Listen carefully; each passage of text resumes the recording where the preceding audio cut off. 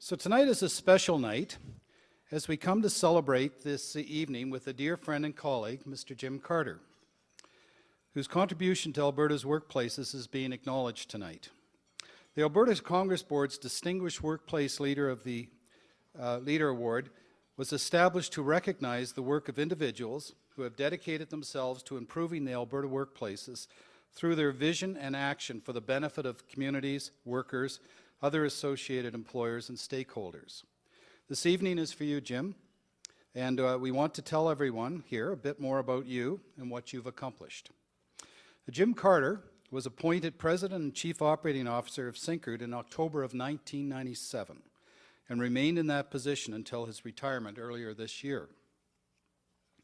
A mining industry veteran, Mr. Carter has contributed invaluable knowledge, experience, and dedication to the achievement of Syncrude's goals.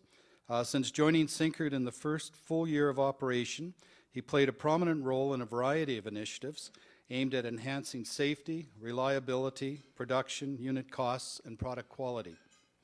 Mr. Carter's leadership has led to the introduction of technologies and processes at the mine face and within the plant that have led to both incremental and revolutionary advances in safety again, productivity, environmental performance. Leading by example, he has also spearheaded the implemented innovative learning initiatives and skills upgrading opportunities within the company. In the company, he has actively engaged oil sands stakeholders to assure opportunity is appropriately shared and that Syncrude's operation proceeds smoothly, responsibly, and efficiently. Mr. Carter began his career with Syncrude in 1979 as manager of overburden operations, where he managed the overburden removal fleet. In 1981, he was appointed Assistant General Manager of Mining.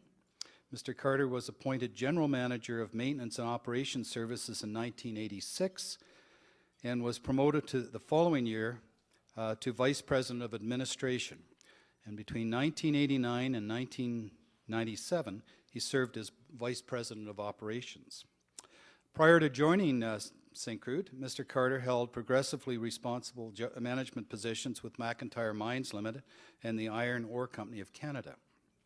Mr. Carter holds a Bachelor of Engineering degree in mining engineering from the Technical University of Nova Scotia and is a graduate of the Advanced Management Program at Harvard Graduate School of Business Administration.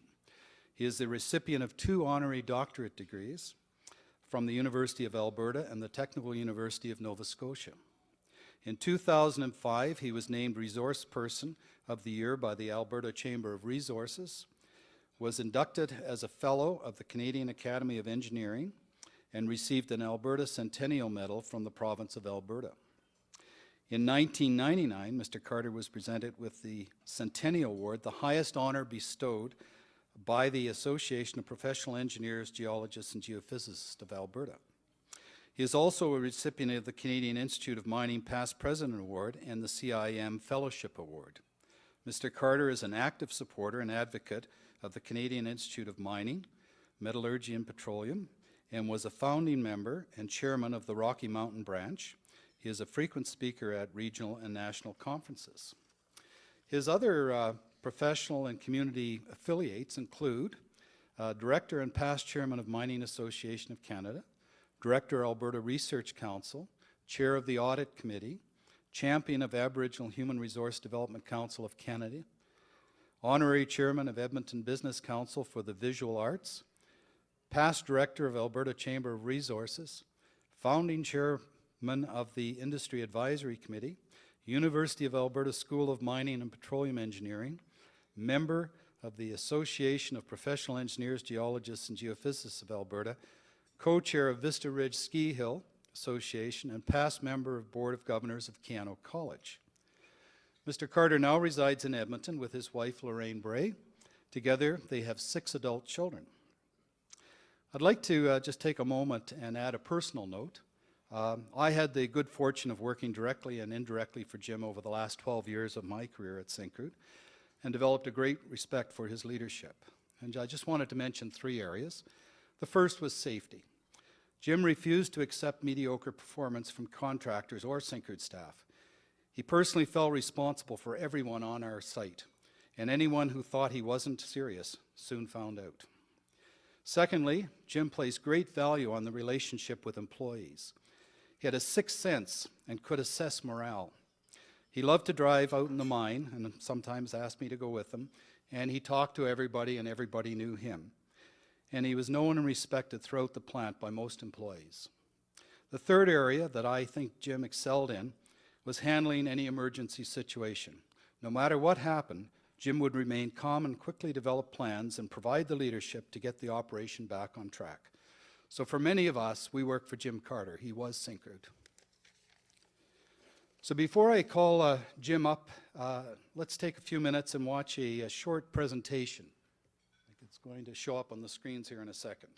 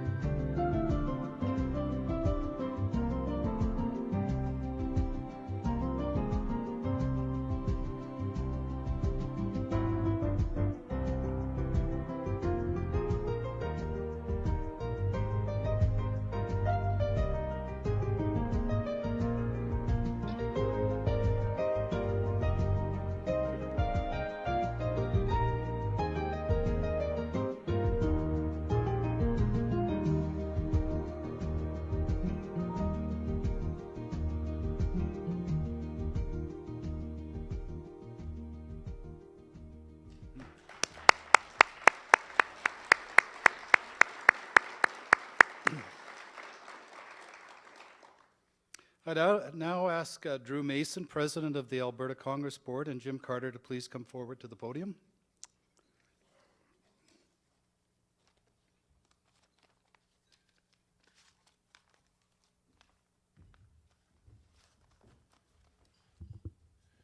Jim, in recognition of your valuable contribution to Alberta's workplaces, and also in recognition of your leadership in bringing together stakeholders to effect positive change for the benefit of all Alberta workers, it's my pleasure tonight to present you with the 2007 Distinguished Workplace Leadership Award.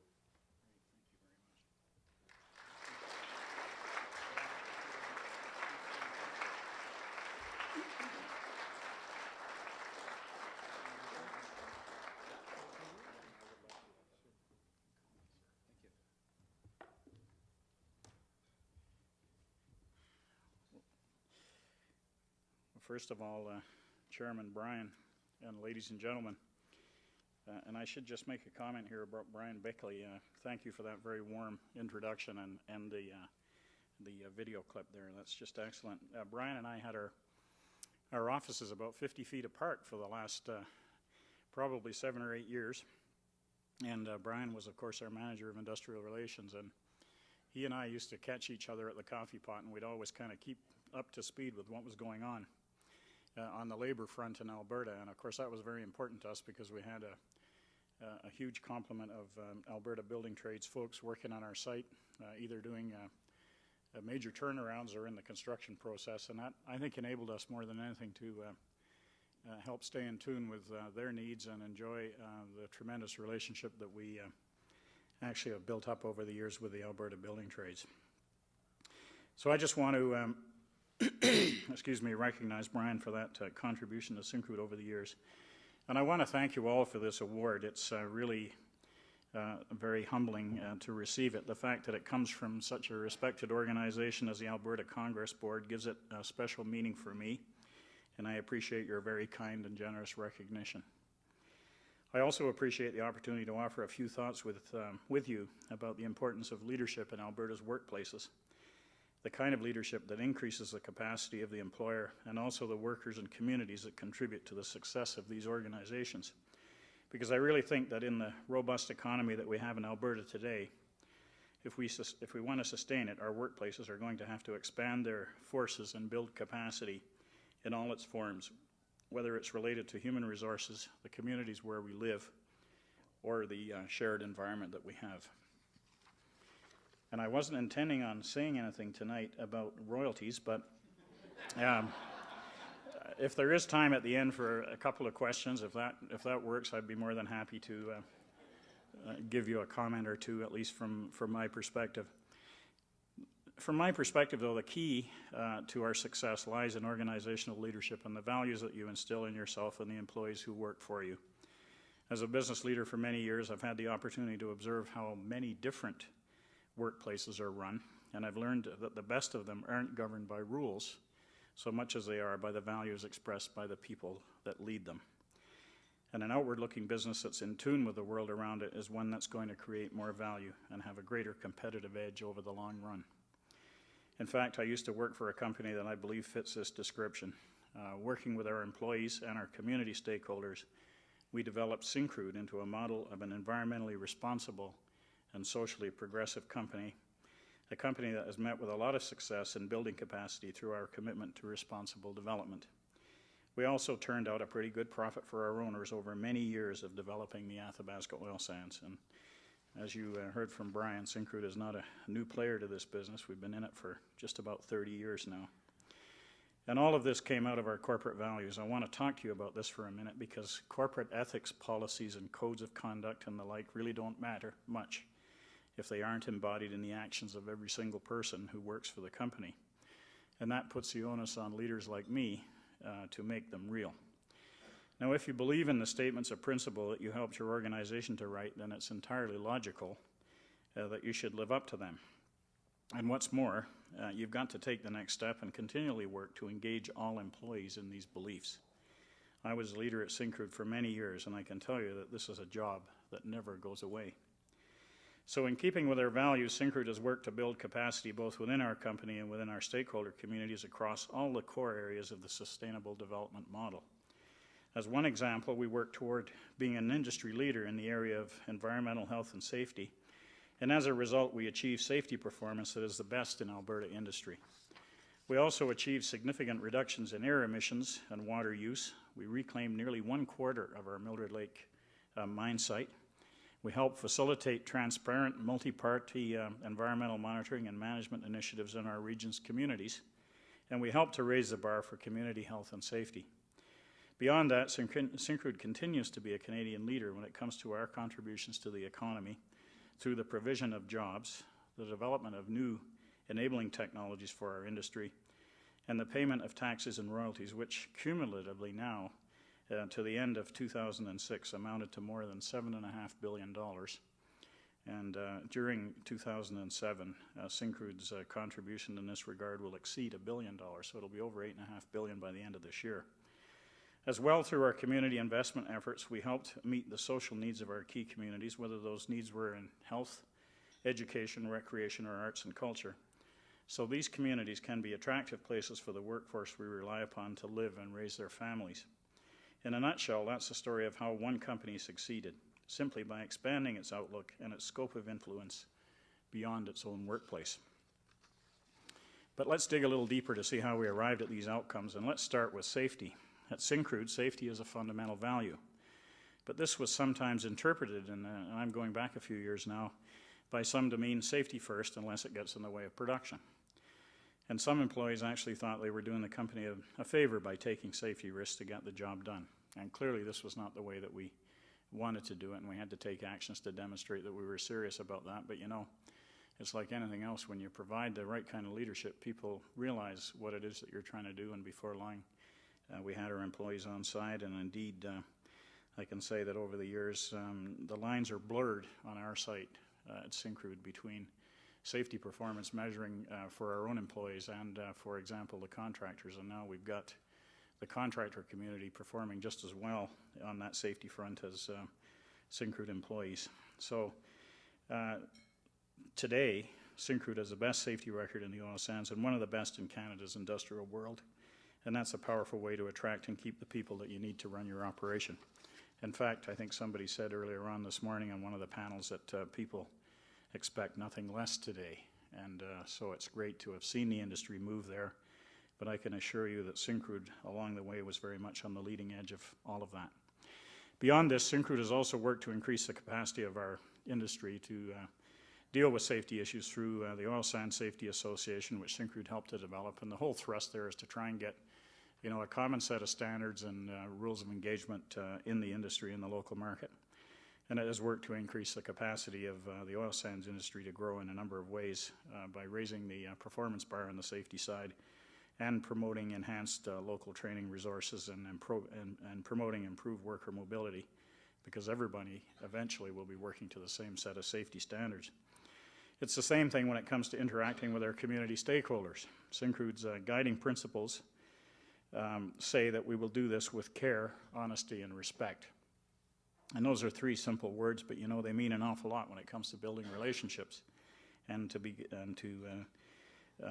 building a rapport with employees and contractors. And over the years, in the past, I've come up against employees, even within our own organization, who would prefer not to consult with our stakeholders, or those who questioned our community investment program when we had to cut back on our budgets. They viewed it as an activity that doesn't add any value to the core operation of the business, or they didn't in those very early days. In fact, the opposite is true, and I think most people are converted to that thinking now.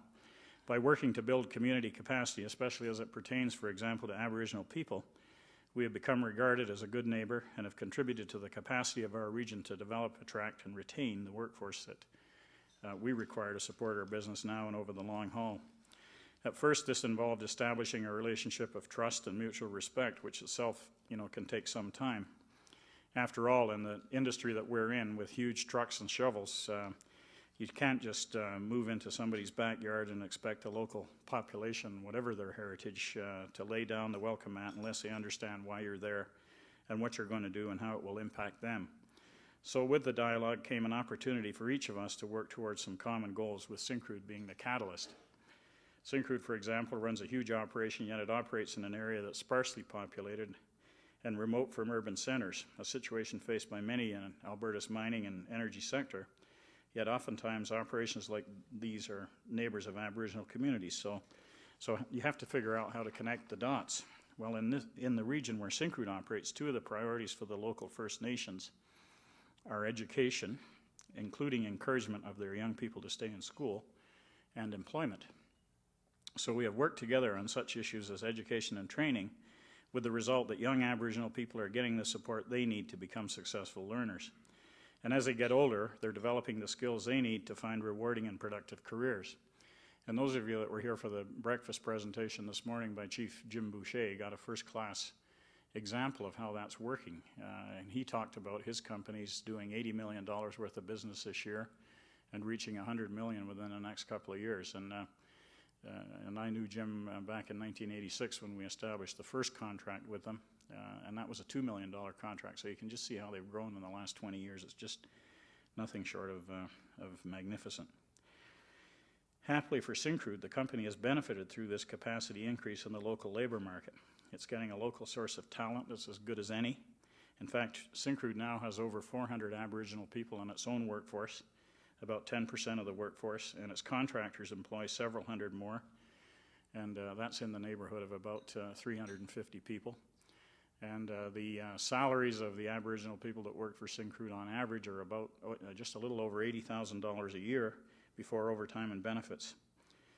And the entire Wood Buffalo community is benefiting by having young Aboriginal people to emerge as teachers, nurses, engineers, and the like. And in fact, I've often said that this is a classic example here of how it can be done, and we have lots of visits from people across the whole country of Canada trying to learn what's happened in that region. Beyond this, Syncrude support for education across the Wood Buffalo region, such as at Fort McMurray's Keano College, where it has a long history of support for major capital projects and in learning programs of all kinds, not just for the oil sands. This has helped us to meet most of our recruiting needs from within the local area. And in fact, local people have comprised between 60 and 70% of all of the new hires at Syncrude over the last several years. In a similar vein, Syncrude has worked to develop the capacity and support the business owners in our region, and they have proven to be an excellent source of goods and services that oftentimes is more competitive than other sources. So much so that in 2006, fully 1/3 of all our purchase orders went to companies in the Wood Buffalo region. And that's nearly $700 million, and this money has a very positive trickle-down effect in terms of employment and economic development. It has also helped to develop the business capacity needed to support the world-scale industry that the oil sands has become. Now, in keeping with its interest in increasing Aboriginal capacity, Syncrude also does a lot of business with the region's Aboriginal firms, and in fact, over the last 15 years, Syncrude has done more than $1 billion worth of business with Aboriginal companies, and that now exceeds over $100 million per year. And I suspect if people kept statistics, which they don't necessarily, I'm not sure that there's very many companies in this country that can boast that level of business relationship with Aboriginal entrepreneurs. Many of these firms are owned by the First Nations, while others are privately held. But the fact that they are now venturing forth to capture additional business from other oil sand players and are meeting with success in markets even further afield speaks to the impact of what can be achieved when there is a desire to increase community capacity through responsible development. Now, I mention this because there continues to be debate about the difficulties faced by many Aboriginal communities in virtually every region of Canada. And while I don't want to be prescriptive, I do think that what Aboriginal communities in northeastern Alberta have achieved is remarkable, and it should be celebrated as a model for others. Canada has gained greatly from their productivity and their increased participation in our community and our economy. Now, given that Aboriginal people are one of the fastest growing segments of our nation's population, this is a welcome trend indeed. In fact, one of the major sources of future workforce and business capacity in Canada will be Aboriginal youth. And anything we can do to encourage their success will be a benefit to the entire country. My point is that companies must spend money to buy the goods and services they need to sustain their operations. If they choose to do this in a responsible way, with a focus on adding long-term value and sustainable capacity within their communities of interest, much good can be created. And we've always said at Syncrude that you know, before we decide that we're going to go and pursue the foreign worker effort, we better make sure that we're tapping into that valuable human resource talent pool around us, which is the Aboriginal communities. And, you know, our business of doing that for over 30 years now is paying off very handsomely. For example, at Syncrude as well, non-energy procurement represents about half of its total expenditures. And last year, this amounted to more than $2 billion, and the bulk of it, about $1.8 billion, went to Alberta-based companies, creating employee benefits for a lot of people beyond Syncrude's immediate base of employees. That creates a lot of capacity for Alberta that would be not be generated if we chose to spend our money offshore. So you get it both from hiring the people and also providing those opportunities. I'd like to now just talk a little bit about environmental capacity. It's been Syncrude's experience that responsible development can be helpful on this front too. And I know that the oil sands are often quoted and talked about when people want to talk about negative things around the environment. And that's not always so. In recent years, for example, Syncrude and others have helped to establish a new way for Aboriginal communities, for example, to assess, manage, and manage the benefit from the impacts of industrial development. And you heard the Chief talk this morning about the IRCs, the Industrial Relations Corporations, which are really people in the community that help the community to understand the challenges of industry and environmental impact assessments and so on. And they have professional staff right within the communities now that are funded by the industry to help that to happen. IRC staff, along with professionals from industry and government, serve on the various regional groups that have been established to monitor and manage environmental effects. And these groups include, for example, the Cumulative Environmental Management Association, which is developing management systems to monitor and reduce the long-term environmental impacts stemming from industrial development.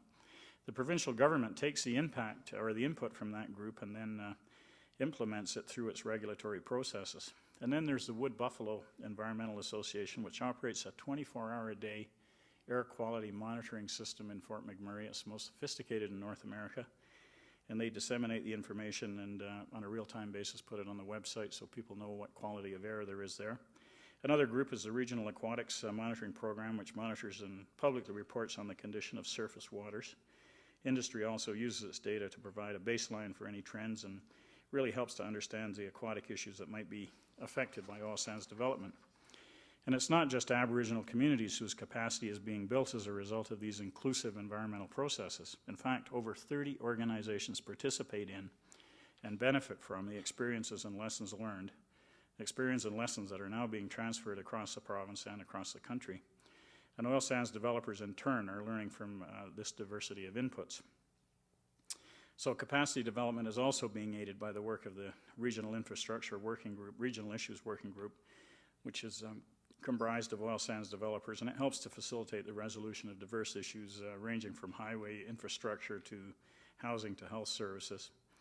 And it does this by collecting and continually updating socio and economic data from developers so that it can provide accurate forecasts on what needs such as housing and employment are for the community. You should know also that there is a regional or a reclamation advisory committee, and this multi-party group explores all aspects of reclamation and post-reclamation land use objectives, and the goal here is to ensure that the capacity of reclaimed land meets the needs and the desires of the communities that depend on it in some way. Now, in the oil sands industry, this issue has become, you know, something of a sore point because there's a perception among some people that reclamation is occurring too slowly and without any guarantee of success. And that's why Syncrude chose to take on reclamation projects that inspire confidence in the whole process. In fact, one of the projects completed on my watch was really has generated a bonanza of positive media coverage through the years, and it's also fostered much goodwill among our neighbors.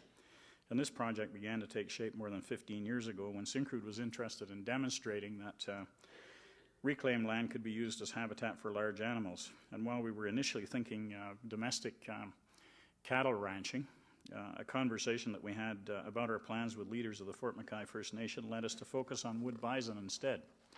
Bison, of course, are animals of some cultural significance to the region and to the First Nations people, and they once roamed across northeastern Alberta in large herds until disease and overhunting practically wiped them out in the early part of the 20th century.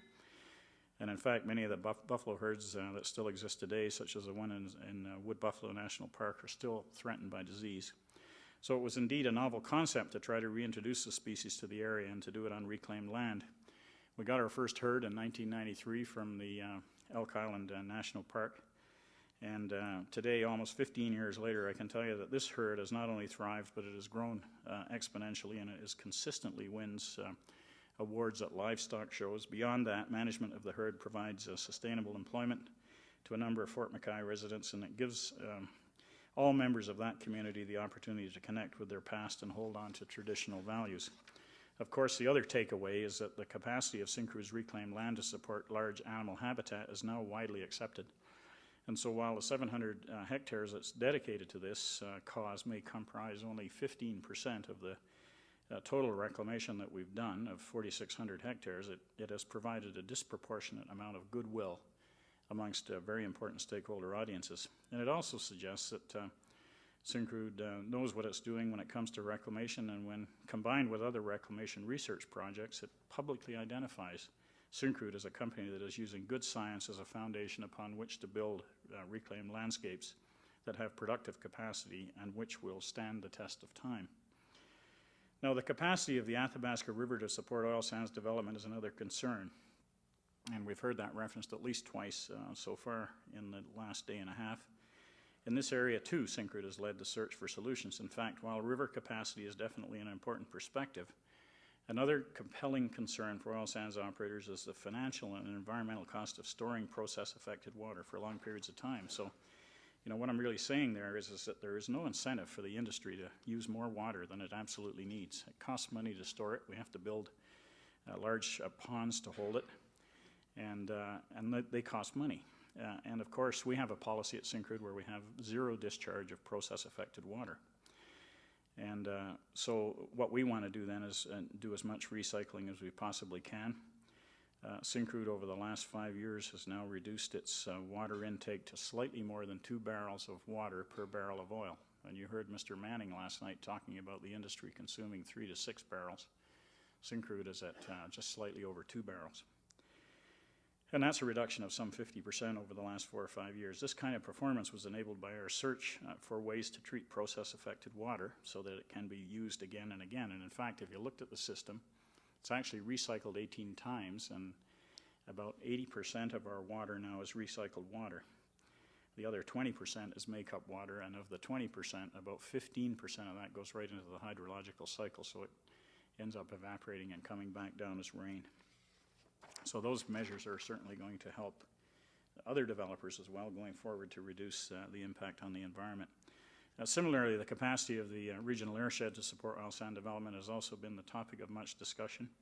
Syncrude's response was to cut our sulfur dioxide emissions by capturing them at source, and in our most recent expansion, the $8.5 billion UE1 project, $1.5 billion of that $8.5 billion went to environmental things, and one of them was to take SO2 that normally would go up the main stack and introduce an ammonia stream to it and turn it into ammonium sulfate fertilizer. So Syncrude today produces about 120,000 tons a year of ammonium sulfate fertilizer that goes right into the agricultural market. So we took a waste stream and turned it into that. And that good news story will continue thanks to a variety of process improvements and a $770 million commitment to do scrubbing on the existing two Syncrude, the first two Syncrude cokers. And when that comes into play in 2011, the SO2 emissions will be down to about 100 tons a day. That will be 60% less than 2005 levels, even though crude oil production is increasing by about 45%. So wrapping up, I hope that these few examples demonstrate the merit of the capacity development work that Syncrude has pursued during my year as a company leader. Work like this is fostering the growth of the oil sands industry and at the same time improving relationships with stakeholders who grant the industry its social license to operate. These efforts recognize the fact that workplaces can't operate in a vacuum because this approach is ultimately not sustainable. So while it's up to every workplace leader to determine how to express and integrate values with organizational strategy, I will be a very happy man when more of them understand that their capacity to succeed is inextricably tied to the community's capacity to succeed and the environment's capacity to be healthy. Building capacity plays an essential role in enhancing public trust. and in developing talented people in robust supply chains, in fostering the healthy environment upon which we all depend, and in reducing investor perceptions of risk. These things make for a very attractive business case at the end of the day, too. During my 28 years at Syncrude, we really tried to live our vision and values, and that stood us very well, because we opened up more avenues of opportunity for our employees and for our contractors and for our community and our shared environment, and therefore for ourselves. If we can do it, anybody else can too. But as I said, it starts with the tone and the values established by workplace leaders. And maybe that's something that you can influence for the better in your daily efforts as well. With that, I thank you for listening tonight, and of course for this very special award, and it really is, believe me, very meaningful to me, and particularly given that it's the first one to be awarded, which makes it even more special. It's been great to spend the evening with you, and I hope that the dialogue will continue over the course of the weekend, and thanks very much. And I think if we have a moment for questions, I know that I see Brian nodding his head, and I know that you were all hoping to be out of here by 8, so if anybody has any questions, I'd be more than happy to answer them on this or any other topic that you might have. Thank you.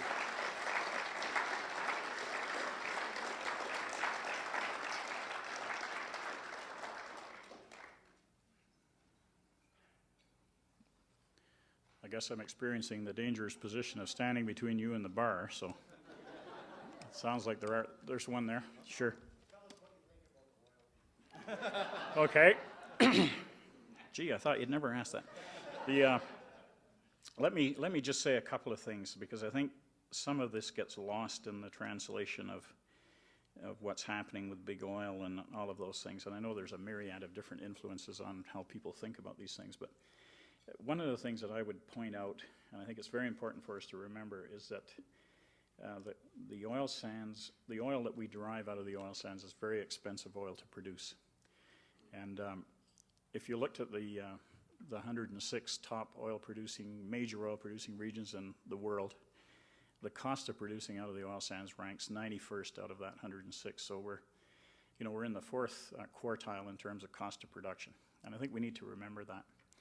And what drives that home for me is the fact that we have to mine 4 tons of material to make a barrel of oil out of the oil sands. And every time we mine a ton of material, we've got somebody driving a truck, running a shovel, pulling wrenches on equipment, generating an awful lot of employment associated with that. And so we have to be careful when it comes to comparing what happens in different jurisdictions around royalties to remember that we're creating a lot of wealth through job creation doing this. And I can tell you, the first 15 years of the 28 years that I worked at Syncrude, we toiled away in obscurity trying to get this industry attractive for investment and trying to make it successful. And I can tell you that, you couldn't actually get anybody in. I'm not going to say Edmonton because that would be unfair, but there wasn't that many people in Edmonton that really understood it. Nobody in Calgary understood it, and they sure as hell didn't understand it in Toronto. And then finally we got it to the point where it was coming along, and then it became attractive, and now it's sexy and everybody wants a part of it. But the formula is very fragile, and we have to be really careful to remember that it is a high-cost way of making oil, and we can still have it as a very viable resource for a long time to come. But we've got to be careful that we don't break the straw that or produce the straw that breaks the camel's back. One thing about it is our initial expansion at Syncrude in 1997, it cost us $33,000 per barrel of daily throughput. The last one that we completed, UE1, cost us $85,000 per barrel of daily throughput. And that's just on capital cost alone for the expansion. Today, everybody's planning $100,000, and at the end of the day, it'll probably even be more than that, probably. And over that same period of time, over that last 10-year period, the operating costs have doubled. And, the Canadian dollar's at par today. 10 years ago, it was 75 cents. And so when you see $90 crude oil out there today, that's really worth, it's more like, $65 relative to the 75 cents. So we've got to remember all those components. What do I think about what happened yesterday? Let me put it this way, and some of you that are in the audience won't be happy with this, but I'm glad that it wasn't the full report. And I know that some people have advocated adopting the full report and making it non-negotiable.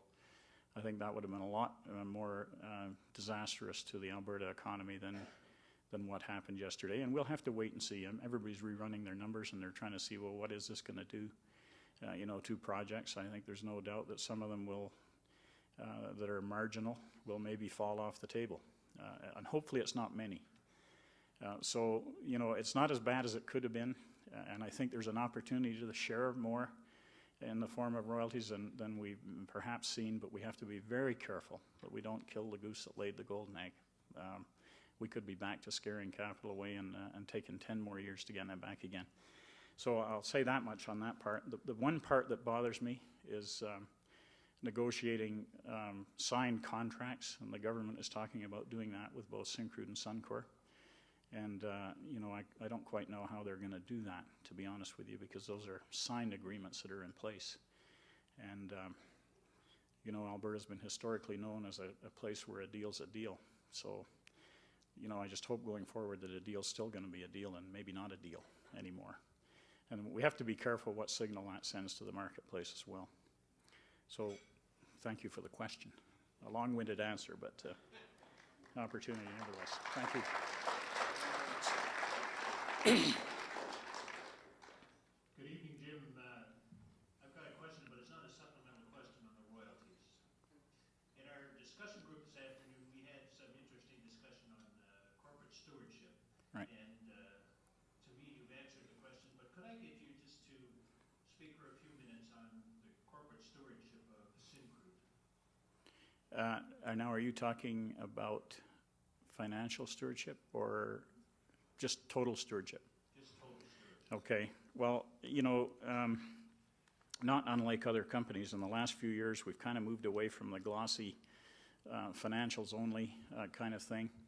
And for several years now, Syncrude has been producing a sustainability report, which actually talks to things like our safety record, our environmental performance, and it lays out in there, and it's based, by the way, on the Towards Sustainable Mining model that the Mining Association of Canada adopted actually when I was chairing that a few years ago.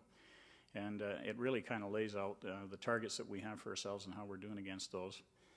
We also have in there the financials. You have to recognize that Syncrude isn't itself totally publicly traded. Some of its owners are. For example, Canadian Oil Sands is, and it's a bit of a proxy for how Syncrude is doing. So that information is included in there. It talks about revenue generation, job creation, royalty payments, taxes, etc. The other component that we also produce is an Aboriginal report, and that's very unique to Syncrude. And we started doing that about 12, 14 years ago now, and it describes the commitments that we've made to the Aboriginal community and what we've done in that regard, and demonstrates our continuous improvement in that area as well. So. And by the way, those reports are all available. Great, thank you very much. Thank you.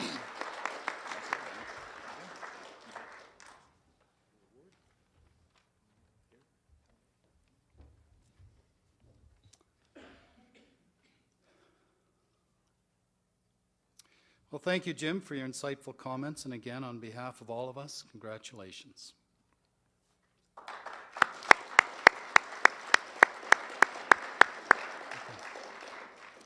So, ladies and gentlemen, if I could have your attention for 2 more minutes. I have a few announcements to make and before we break for the evening. First, a friendly reminder that tomorrow morning breakfast, we will be hearing from Deputy Minister Ulysses Curry,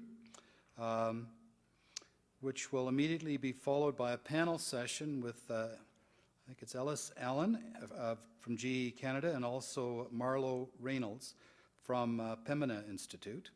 The breakfast session goes from 8:30 till 10, so this way people can get a little bit of a chance to sleep in a bit longer than they did this morning. We also remind you to start filling out your evaluation form in your package in the program booklet. These are especially important. It's especially important to us that you take the time to do this because we rely heavily on your feedback to deliver the best conference possible.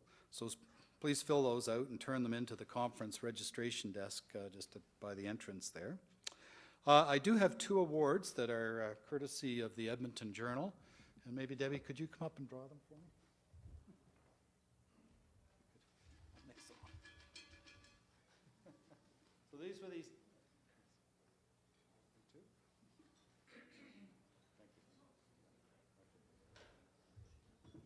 These were the tickets you were given when you came in. So I'm going to read the number off here. The first one is 850-2285.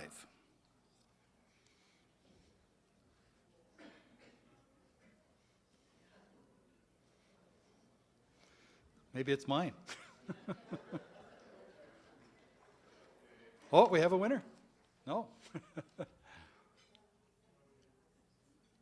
No? Oh, good.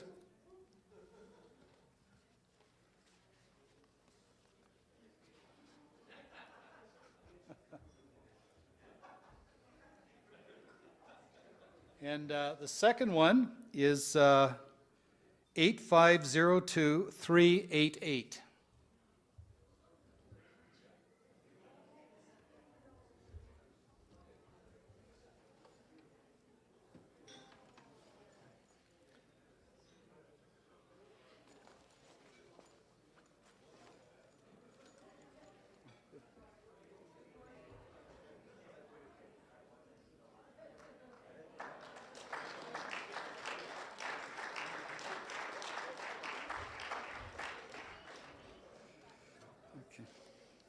Just a reminder, you're also invited to join us this evening for an evening's reception that will go until about 10:30 at Tent City, which is just downstairs towards the far end of the building. The mixer is generously hosted by Alberta International Intergovernmental and Aboriginal Relations. So let's give a big round of applause for their support. And also, if by chance you play a musical instrument like a guitar, please bring it along and join in for a nightcap and maybe a few songs. So this closes our session, and please enjoy the balance of your evening.